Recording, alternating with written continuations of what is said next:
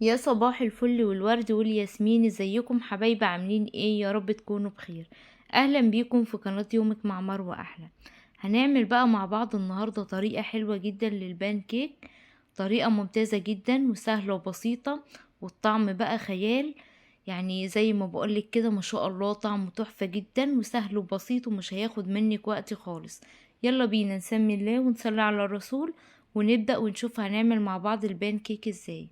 اول حاجة جبت عندي بولة ونزلت فيها ب2 بيضة، ونزلت عليهم برشة من الفانيليا، وبعد كده هنزل عليهم ب3 معالق من السكر الحبيبات اللي هو السكر العادي، زي ما انتوا شفتوا كده بالشكل ده. وهبتدي بقى ان انا اقلبهم مع بعض كويس جدا لغاية لما لون الخليط يبقى فاتح معايا كده، ما شاء الله زي ما انتوا شايفين بالطريقة دي. بعد كده بقى هنزل عليهم ب3 معالق من الزيت،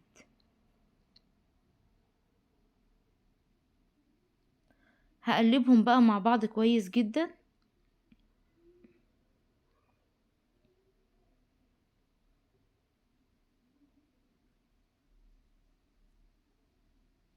بعد كده بقى هجيب عندي 1.5 كوباية من الدقيق، وهبتدي بقى ان انا انخل الدقيق.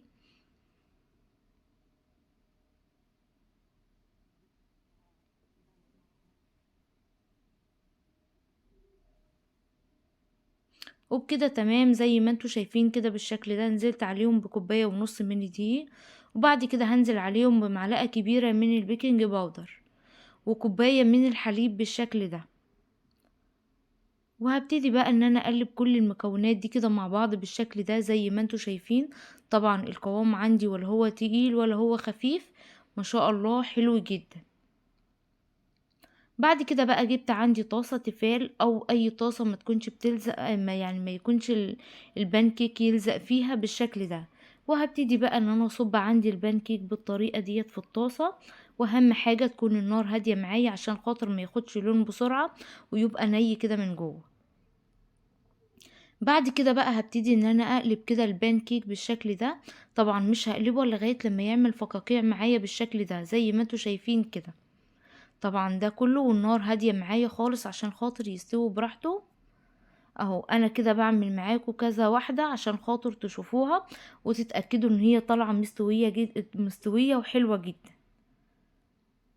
اهو زي ما بقول لكم، ما بنقلبهاش على الوش التاني غير لما بتبتدي ان هي تعمل فقاقيع كده معايا.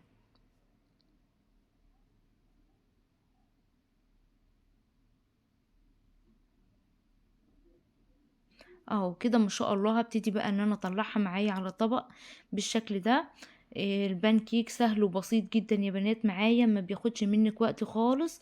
وطبعا كفاية طعمه جميل جدا وطالع طري كده وناعم معايا، ما شاء الله جميل جدا. زي ما بقول لكم برضو، ما بقلبش على الوش التاني غير لما بتبتدي ان هي تعمل كده فقاقيع معايا. اهو كده ما شاء الله بتاخد لون ذهبي معايا ولونها حلو جدا ما شاء الله زي ما انتوا شايفين كده بالشكل ده.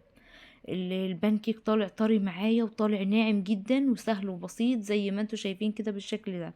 طبعا طالعه ان هي يعني تحس ان هي منفوخه كده معايا عشان خاطر حطينا لها معلقه من البيكنج باودر. اهو زي ما انتوا شايفين كده بالشكل ده.